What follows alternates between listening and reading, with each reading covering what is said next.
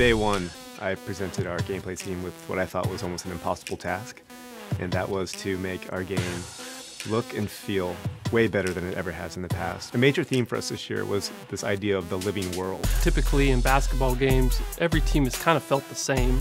You know, you get some signature moves, some players here and there, but overall teams have felt the same. We wanted everything on the court, from the way the fans react to you, the coaches, the player intelligence, everything to be part of this environment that was smart. The system is dynamically changing and evolving constantly. All 30 coaches now have their own mindset. If you look at the finals last year, you saw how the Warriors and the Cavs were constantly readjusting to each other. You saw Delly step up and play starter minutes, and you also saw how the Warriors went small ball and how successful that was for them. Basketball is a game of situations. The way players react to you as they see schemes on the floor, the way the coaches can see the patterns that you're trying to do and recognize it and adapt to it. In the regular season, Greg Popovich may give you just his base general pick and roll defense, but say you have success in game one of the playoffs versus them, game two is going to be entirely different. All these things make you have to step up to the challenge and come up with ways to solve these problems. Fundamentally, every single game relies on a good motion system, and basketball is no different. Situational movement gives the players the ability to detect when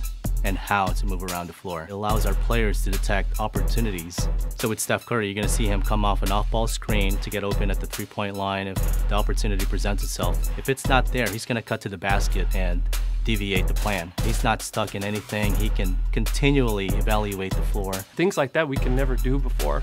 And now with this new system, we can do those things. We really feel like the X's and O's of NBA basketball have never been replicated this true to form ever before. All player-to-player collisions between the ball handler and the on-ball defender is all driven by physics now. So a guy like LeBron, who's kind of like a tank, can just plow through the smaller defenders. The collisions feel a lot more visceral, and you never feel locked into an animation. We've also expanded our signature size-up functionality. So now every player has up to 4 size-ups they can do in any direction, and they look and feel beautiful. Post this year was completely rewritten from the ground up. The guys did a phenomenal job of just making it feel a lot more free.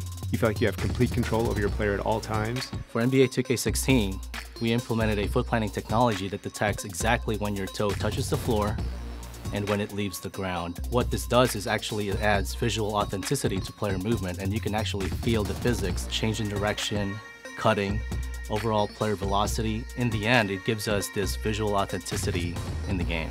And on the sticks, now we have 3 dedicated pass buttons that give you instant access to any pass type you'd want to throw.